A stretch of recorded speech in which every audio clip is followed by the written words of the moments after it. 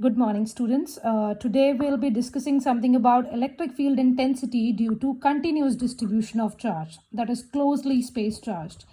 I think you have already discussed about this topic in your forces also. So here we'll be obtaining an expression for electric field intensity due to three kind of distribution. First is your linear charge distribution, second is your surface charge distribution, third is your volume charge distribution. So first article will be your electric field intensity due to linear charge distribution. So we know that the force experienced by a test charge Q naught due to linear charge distribution is given by F is equals to Q naught upon 4 pi epsilon naught integration lambda dl upon r square into r cap. I can show you this article that you have already proved this article. I will show you. Here it is. Here you have proved in the previous videos that the force due to continuous distribution of charges this much for the line distribution. It is Q naught by 4 pi epsilon naught lambda upon r square into dl into r cap. And same part is written here. You can see here. It is 4 q naught upon 4 pi epsilon naught integration over the line integral L lambda dl r square into r cap. What we need to do is, we very well know that E vector is equals to F vector upon Q naught. So we will simply substitute this value here. And Q naught will be cancelled out and we are left with this result. Similar is the case of your surface charge density. Now you have here force for the linear charge density, in which you have used linear charge density, which was lambda. In place of surface charge density or surface charge distribution, we usually use sigma.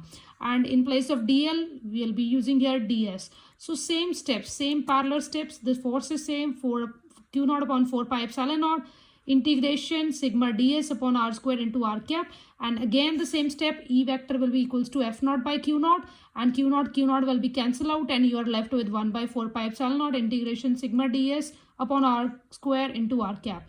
Now same is the case of your electric field intensity due to volume charge density, and the only difference is here you have used sigma, there you have used lambda, and here you will be using rho, because rho is the volume charge distribution. And in place of dl and ds, you are using here dv now, because we are dealing with volume charge distribution. So similar way, E is actually F upon Q naught. So Q naught again will be cancelled out and you are left with 1 by 4 pi epsilon naught over the volume integral rho dv upon r square into r cap. So let us now discuss something related to this, which is a numerical example. It's very interesting numerical example, and it says we have a thin insulating rod of length L carries uniformly distributed charge Q. Calculate the electric field intensity due to this rod at a distance small r from one end of the rod. Very important numerical actually.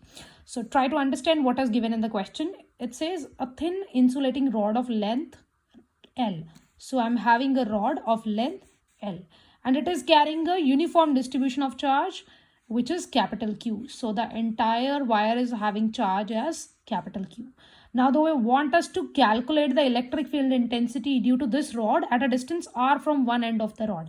So we will be taking a point P, which is actually a distance, small r distance apart from this length, and we want to calculate electric field intensity at this point P.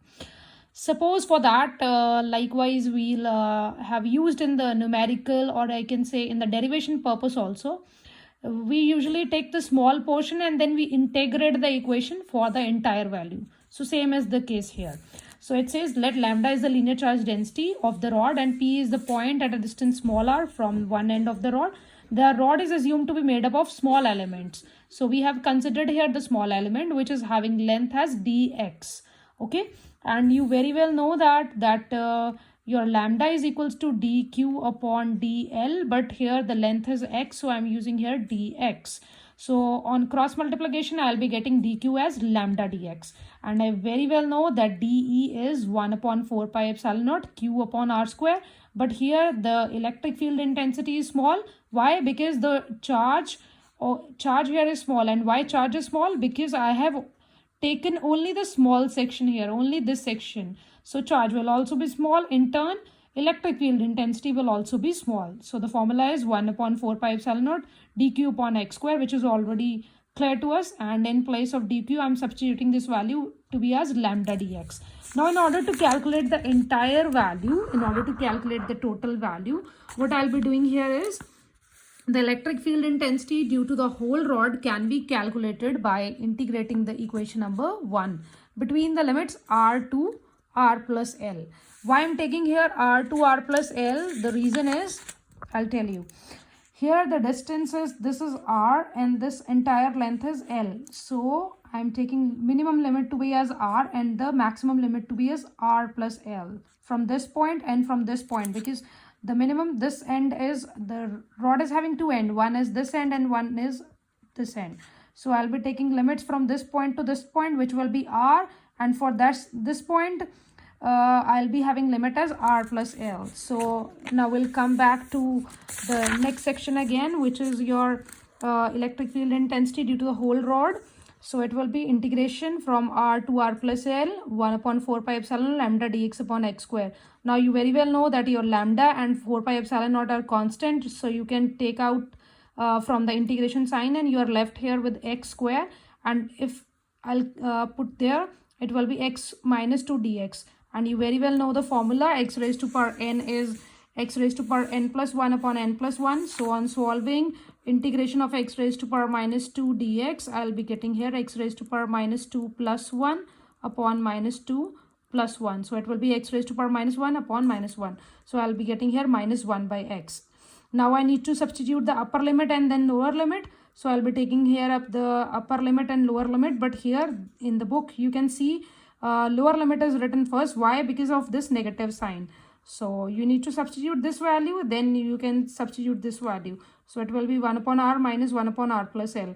On solving, you will be getting here lambda l 4 pi epsilon naught r into r plus l. But you very well know that the lambda is the total charge, and the total charge was, as given in the question, it is q, capital Q, and the total length is l. So in place of lambda, I'll be using here q upon l. So L and L will be cancel out, and I'm left with 1 by 4 pi epsilon naught q upon r plus L. Hopefully this numerical is clear to you now.